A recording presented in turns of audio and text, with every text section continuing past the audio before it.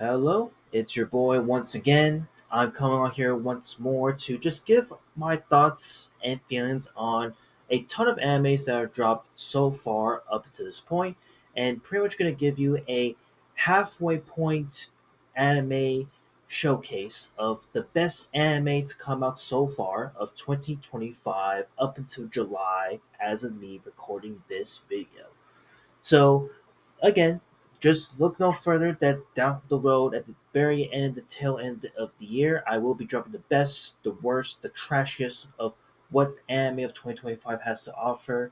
And I have a few shows here in mind that I wish to talk about and give my thoughts and feelings of out of the way.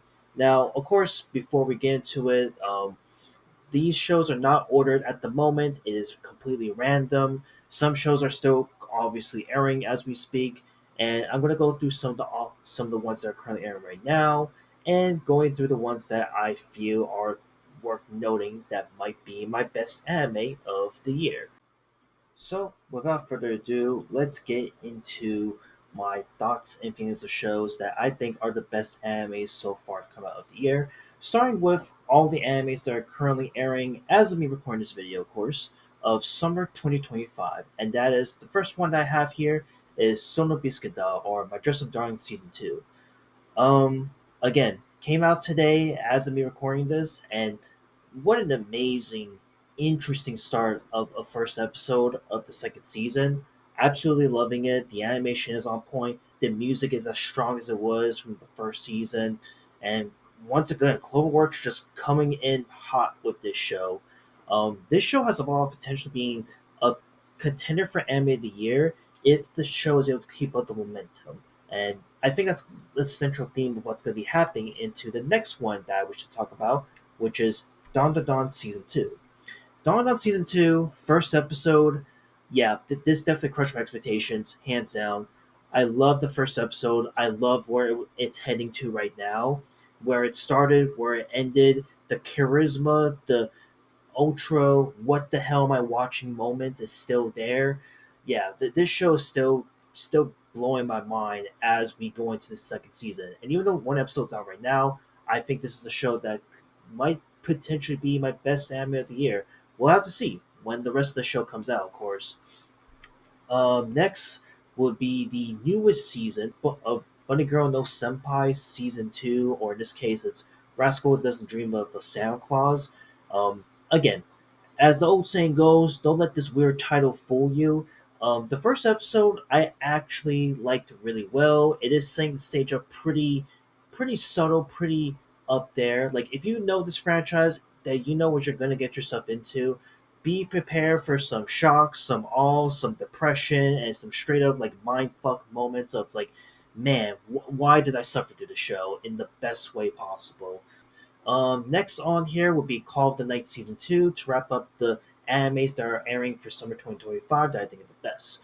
Call of the Night Season 2, this is a show that, for me, it feels like it's been a while since we've heard about this franchise. I honestly didn't think we would get a second season, but here we are, and the second season is looking incredible. It is stellar. I've said it once, I'll say it again. Call of the Night is essentially what lo fi music is to the anime viewer itself. The second season so far from the first episode is still entrancing, still fascinating. Again, if you watch the first season and know what you're getting yourself into, the second season is more or less giving you the same feeling, but now there might be some um, bigger context and lore build being driven out. While it's not as exciting as I initially thought when I got into the first episode, admittedly, I think it has all good qualities and aesthetics of it being a potential best anime of the year. But we'll see. Again, these are animes that are currently airing for the summer season as of me recording, and I'm hopeful that these are going to crush it nonetheless. All right, and now we move on to the big hitters, the juggernauts, the ones I've essentially reviewed and talked about numerous times in the past. Solo Leveling Season 2. Yeah, no introduction at this point. This is easily one of the best animes of the year. Comfortably, I'm just gonna throw out a vague number right now that this is like within the top 10 best animes of the year. I don't know where it'll be placed at the moment, but this is definitely a top 10 best anime of the year. And if you haven't watched Solo Leveling Season 2, what are you doing? Why are you watching this video? Go watch Solo Leveling Season 2, and even go back to watching Solo Leveling Season 1. It's amazing. It is a banger of a show, and the hype for the show is surreal as it's going to get. Next, another show that I've talked gush over grains of just recently as it just concluded, Apothecary Diaries Season 2. This show is once again absolutely beautiful, gorgeous, one of a kind. If you haven't watched the first season of Apothecary Diaries, I would 100% recommend watching this show. And again, not to kind of spoil my review of what I said in the video, but this is a show that, as I emphasize, is a show that I would eventually be super comfortable giving a 10 out of 10 on. This show is a near masterpiece. There's a few little itty bit reasons why I can't give it a 10 out of 10 right now, but it is one of those shows that's not only special, but it's one of the most unique shows and viewing experiences I have the pleasure to watching this year. And I think it's a show that everyone should watch and give a shot. But Apocalypse Radar Season 2 is a must. It's amazing and phenomenal. Next, a show that was also incredible, super late to the party into, is Medalist, an anime that came out really early in the beginning of the year when Solo Leveling Season 2 came out. And this show completely swept under the radar. This show was amazing. A nice come up to true form of an ice skating anime, slice of life anime. And it has all the great qualities of a sports anime all packaged to one, and the fact that it's the same studio that at one point gave us Uzaki-chan Wants to Hang Out, and now gave us possibly their best anime so far of what they have, is mind-boggling. And I can't say much else about it. Medalist is another show that people must watch because again, it's a really short anime show. Please watch it. That's all I'm gonna say. Next, we're gonna get into the bit of the trashiness with this next one with the 100 Girlfriends Who Really Love You, Season 2. Look, what could truly be said of 100 Girlfriends that hasn't been said already? The first season was a fucking banger. It has such a unique premise that it's still keeping it original, keeping it funny, keeping it like, what the hell? And it is fan service overload, I will admit, but the second season takes that and ups the notch tremendously. So, if anything, this might not win Best Anime of the Year, I will say, but this is a contender for Best Trash Anime of the Year. I'll say that right now. In the next one, though, I'm going to take it back to 2024 because technically the show came out back in 2024, but we didn't get the second half of the season till later on this year, and that's ReZero Season 3. ReZero Season 3, again, I don't think there's not much of an introduction at this point. This third season slaps. It's absolutely amazing. Still continuing the momentum that they left off really well from Season 2. In Season 3, it's elevated to a whole new level of world building and actually some progression going into the third season. Absolutely love it. And can't really say much else about it since there's so much praise towards the show at this point. Next on here, though, will be what I dubbed the best anime to come out of the spring 2025 season in the wake of tons of mid tier, terrible shows come out that season, and that's Kowloon Generic Romance. A show that, for me, is just super great. It is unique. It has all the prowess of a really unique storytelling anime of a show, and a show that keeps you guessing to the very end. Again, I've said it once, I say it again. I felt like it really did true to what it was going for. It had a starting point. It ended pretty well, and I think that this is one of the more unique shows to come out of that spring season. And I'm gonna just leave it at that. Oh, but man, going back to my little rant from earlier, is a show that I think might be the best trash anime of the year. Again, 100 Girlfriend Season 2. Nuh-uh. I think we have competition because Honey Lemon Soda is probably the best trash anime of the year. Again, what can truly be said about this show?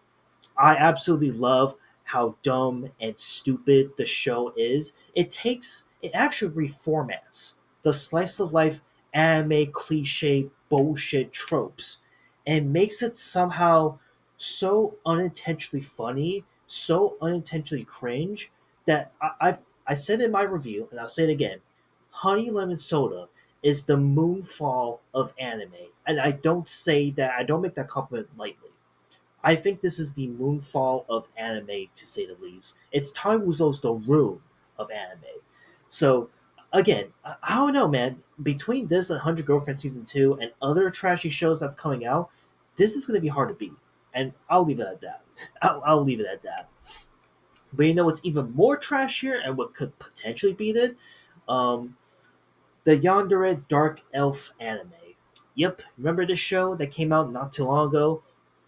Again, there's been a lot of trashy shows that came out in the midst of it, with the Magina Sons of Love Ball anime and that one about Takumi-san putting on her panties. But I think between those that came out in spring of that season, the Yonder Dark Elf definitely stood out as the best one out of the bunch, which it was just it's just straightforward, gets right to the point. It's just nuts to butts, just giving you tons of fan service galore without holding back the fan service galore. And that's what I'll say about that. Next is a show that, at the moment, I think is worth at least mentioning for right now. It may not make it to my top 10, but it is probably going to be in the honorable mentions list per se, and that's Windbreakers Season 2. Again, while I didn't really like this second season of Windbreakers overall, and I felt like it was just playing it too safe for me at the moment, I think Windbreakers Season 2 is an okay show at the end of the day. It's good. It has a lot of characteristics about it. It is setting the stage up for like a potential third season per se, but we'll see. I mean, right now, Windbreaker season 2 to me is, at the end of the day, an okay show, and one that for me who likes Windbreakers up until this point might be your anime of the year. For me, I just don't think it would probably be up there, but it is at least worth mentioning nonetheless because there I did have some really good moments and a fun time watching the show. Next, are the last two I'm going to talk about are shows that are pretty much airing at the moment from spring season, and I think I would consider them the best animes to come out so far. And the first one I'm going to talk about is Witch Watch, a show that isn't getting a lot of attention at the moment just because it is kind of coming out around the time period where with spring 2025 being the worst season ever. But Witch Watch definitely stood out as like a really nice, unique anime with really cool premise that is worth really checking out and worth talking about. And again, while it's not super flashy at the moment, and we are getting to the second half of Witch Watch, and I'm hoping it picks up its momentum from there, I think Witch Watch has a good chance of being a good anime to talk about for 2025, honestly. But we'll see. I'm not super sure yet. Right now, this is just a midway review of the show per se.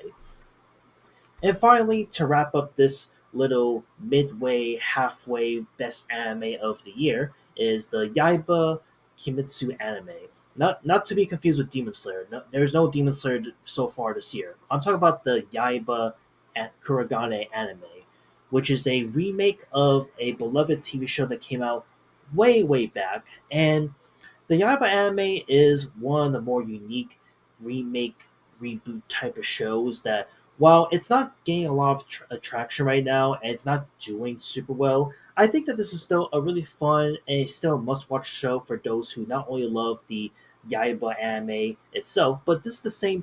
This is, keep in mind, the same person that made this show also is the author of the Detective Conan series for starters. So if you are familiar with that franchise, I think you're going to love this one really well. So, yeah, I think that's going to cover all the best animes that I think are the best to me to come out of the year 2025. And just want to talk about it because we're at the halfway point at this point of the year. And I'll see you all in the next anime little rant video that I have. Later.